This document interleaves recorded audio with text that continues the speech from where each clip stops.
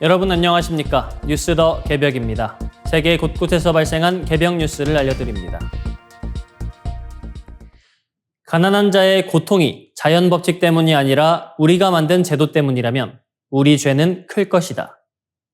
찰스 다윈이 남긴 이 말이 어린이의 뇌 발달을 분석한 최신 연구를 통해 다시 주목받고 있습니다. 아이의 뇌 기능과 구조를 좌우하는 핵심 요인이 지능지수, 즉 IQ가 아니라 부모의 소득과 교육 수준, 주거 환경 같은 사회 경제적 조건이라는 연구 결과가 나왔습니다.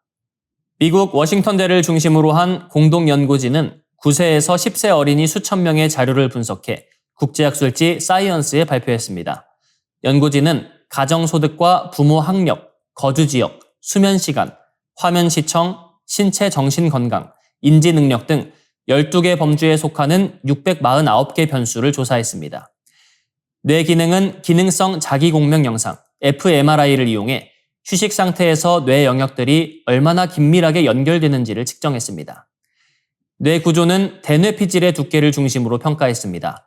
분석 결과 뇌 기능과 구조에 가장 밀접하게 관련된 변수는 아이가 사는 지역을 나타내는 우편 번호였습니다. 경제적으로 어려운 동네에 사는 아이들은 부유한 지역의 아이들보다 평균적으로 뇌 영역 사이의 기능적 연결성이 낮았고 대뇌피질도 더 얇은 경향을 보였습니다. 반면 IQ의 영향력은 예상보다 작았습니다. IQ는 뇌기능 관련 649개 변수 가운데 59위, 뇌 구조에서는 64위에 그쳤습니다. 뇌 기능과 연관된 상위 40개 변수 중 37개, 뇌 구조에서는 35개가 사회 경제적 지위와 관련됐습니다. 특히 차이가 두드러진 곳은 감각 정보를 처리하고 신체 움직임을 조절하는 1차 감각운동 영역이었습니다. 이 영역은 수면 부족과 만성 스트레스가 심할수록 신경 연결망이 불안정해지는 것으로 알려져 있습니다. 연구진은 사회 경제적 지위가 낮은 아이들이 수면 부족과 스트레스에 더 쉽게 노출되면서 뇌 기능과 구조에도 변화가 나타난 것으로 해석했습니다. 이는 가난이 아이의 뇌를 운명적으로 결정한다는 뜻은 아닙니다. 오히려 수면과 스트레스, 주거 안정성처럼 사회가 바꿀 수 있는 환경이 어린이의 잠재력에 큰 영향을 준다는 의미입니다. 연구진도 학교와 지역사회가 충분한 수면과 스트레스 완화를 지원해야 한다고 강조했습니다. 한국 역시 입시 경쟁과 과도한 학습으로 많은 어린이가 수면 부족과 만성 스트레스에 시달리고 있습니다. 아이의 가능성을 키우는 데 필요한 것은 더 많은 문제집만이 아니라 충분히 자고 안정적으로 쉴 수 있는 환경입니다. 다윈의 말처럼 아이들의 고통이 사회가 만든 조건에서 비롯됐다면 그 조건을 바꿀 책임도 사회에 있습니다. 낮 동안 뇌에 쌓인 노폐물을 씻어내는 이른바 뇌청소 과정을 집에서 관찰할 수 있는 웨어러블 장비가 개발됐습니다. 기존 스마트워치가 수면 시간과 심박수 측정에 집중했다면 이번 장비는 잠자는 동안 뇌 조직에서 일어나는 수분 변화까지 추적한다는 점에서 주목받고 있습니다. 분당 서울대병원 윤창호 교수 연구팀과 미국 조지아 공과대 여운홍 교수 연구팀은 수면 중 뇌의 수분 변화를 연속적으로 측정하는 무선 웨어러블 장비를 개발했다고 밝혔습니다. 우리 뇌에는 뇌 척수액이 뇌 조직 사이를 흐르며 아밀로이드 베타 같은 노폐물을 제거하는 아교 림프계가 있습니다. 이 시스템은 깨어있을 때보다 깊은 잠을 자는 비렘 수면 단계에서 활발하게 작동하는 것으로 알려져 있습니다. 수면 부족이 이어지면 노폐물 제거 기능이 떨어져 치매와 인지기능 저하 위험이 높아질 수 있다는 연구도 잇따르고 있습니다. 하지만 지금까지 뇌 척수액과 뇌 수분의 움직임을 확인하려면 자기 공명 영상, MRI 같은 대형 장비가 필요했습니다. 검사실이라는 낯선 환경에서 한정된 시간만 측정할 수 있어 평소 집에서 자는 동안 뇌의 변화를 반복적으로 관찰하기는 어려웠습니다. 연구팀이 개발한 장비는 이마에 붙이는 무선 근적외선 분광 웨어러블 기기입니다. 근적외선을 뇌 조직에 비춘 뒤 빛이 흡수되는 정도를 분석해 수분과 혈류 변화를 측정합니다. 피부에 밀착되는 유연한 소재로 제작돼 잠을 방해하지 않고 밤새 데이터를 수집할 수 있습니다. 연구팀은 건강한 성인 4명을 대상으로 가정에서 모두 16차례 야간 측정을 진행했습니다. 뇌파와 안구 운동으로 수면 단계를 확인한 결과 깨어있거나 렘 수면 상태에서 깊은 비렘 수면 상태로 넘어갈 때 뇌 수분 신호가 증가했습니다. 반대로 비램수면에서 램수면으로 전환될 때는 신호가 감소했습니다. 이 변화는 뇌파로 확인한 수면 단계의 전환 시점과 거의 동시에 나타났습니다. 장비는 뇌 수분뿐 아니라 호흡과 심장 박동의 변화도 포착했습니다. 비램수면에서는 호흡과 심박이 안정됐고 꿈을 많이 꾸는 램수면에서는 불규칙해지는 등 기존에 알려진 수면 생리와도 일치했습니다. 연구진은 앞으로 수면 무호흡증 치료나 불면증 인지 행동 치료가 뇌의 노폐물 제거 과정에 어떤 영향을 미치는지 연구할 계획입니다. 다만 이번 연구는 성인 4명을 대상으로 한 초기 단계인 만큼 의료 현장에서 활용하려면 더 많은 환자를 대상으로 표준 검사와 비교하는 검증이 필요합니다. 중국 남부 광시 장족 자치구를 강타한 기록적인 폭우가 대규모 인명 피해와 함께 동물들의 집단 탈출 사태까지 불러왔습니다. 태풍 마이삭이 몰고 온 집중호우로 헝저우시 류란저수지 제방이 무너지면서 거센 물살이 인근 마을과 축산 사육시설을 덮쳤습니다. 광시 지역에서는 수십 명이 숨지고 실종됐으며 주민 약 13만 명이 긴급 대피한 것으로 집계됐습니다.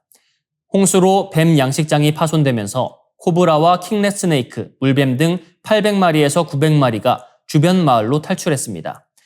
독이 없는 뱀이 다수인 것으로 전해졌지만 코브라 등 독사도 섞여 있어 주민들의 불안이 커지고 있습니다. 당국은 그물과 전기 충격 장비를 갖춘 포획팀을 투입하고 주민들에게 직접 뱀을 잡지 말라고 경고했습니다. 뱀에 물린 주민과 사망자까지 발생하면서 병원에는 해독제가 추가 배치됐습니다. 축산 농가의 피해도 막대합니다. 한 대형 양돈장에서는 돼지 16,000마리가 떠내려가 5천만 위안, 우리 돈 100억 원이 넘는 피해가 발생한 것으로 전해졌습니다. 주민들은 집게가 달린 굴착기를 이용해 물살에 떠밀려오는 돼지를 한 마리씩 구조했지만 살아남은 돼지는 극히 일부에 불과했습니다. 인근 구이향의 동물원에서도 얼룩말과 사슴, 알파카, 타조 등 100마리가 넘는 동물이 사라졌습니다. 사자 3마리는 탈출할 경우 주민을 공격할 수 있다는 우려 때문에 우리에 갇힌 채 익사한 것으로 전해졌습니다. 도로와 통신망이 끊긴 지역에서는 대형 운송 드론이 구호품을 나르고 고립된 주민을 옮기는 구조 작업에 투입됐습니다. 현지 드론협회에 따르면 이번 구조에는 100명 이상의 드론 조종사와 약 100대의 드론이 참여했습니다. 하지만 첨단 드론의 활약과 달리 홍수 피해를 키운 원인으로는 오래된 댐과 저수지 관리 문제가 지목됩니다. 1950년대 말 건설된 류란 저수지는 노후화와 균열 때문에 약 841억 원을 들여 보강 공사를 마쳤고 당국은 100년 빈도의 홍수도 견딜 수 있다고 홍보했습니다. 그러나 공사 완료 1년 만에 제방이 붕괴하면서 부실 공사와 치수 정책 실패 의혹이 확산하고 있습니다.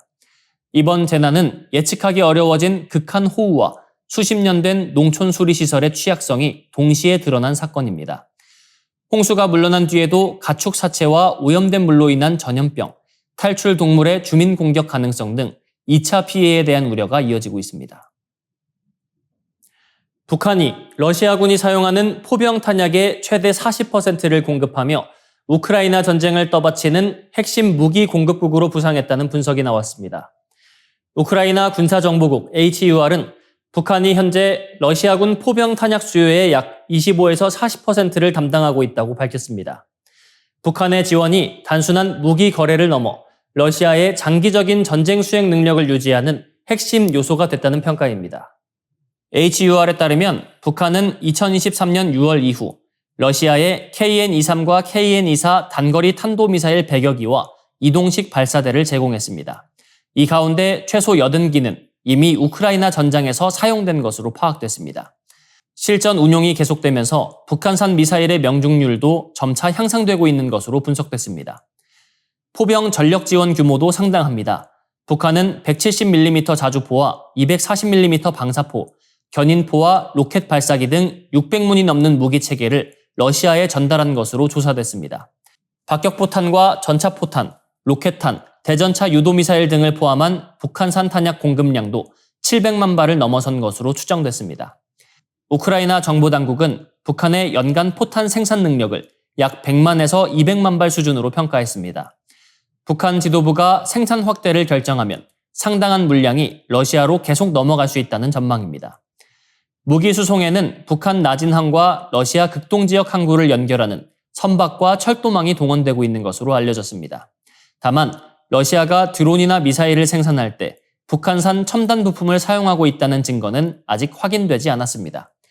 북러 협력이 완제품과 탄약 공급을 중심으로 진행되고 있다는 의미입니다. 더 큰 문제는 우크라이나 전쟁이 북한 무기의 거대한 실험장이 되고 있다는 점입니다. 북한은 러시아에 무기를 공급해 외화와 에너지, 군사 기술을 확보하는 동시에 미사일의 실제 성능과 약점을 점검할 수 있습니다. 러시아로부터 정밀 유도와 방공, 위성 관련 기술이 이전될 경우 북한의 핵미사일 능력이 더욱 고도화될 가능성도 제기됩니다. 북한산 포탄이 러시아군 화력의 최대 40%를 차지한다는 평가는 북러 군사 협력이 일시적인 거래 단계를 넘어 장기적인 전략 동맹으로 변화하고 있음을 보여줍니다. 우크라이나 전장에서 축적된 기술과 경험이 다시 한반도로 돌아올 수 있다는 점에서 한국의 안보에도 직접적인 위협이 되고 있습니다. 이상으로 뉴스 더 개벽 마치겠습니다. 시청해주셔서 고맙습니다.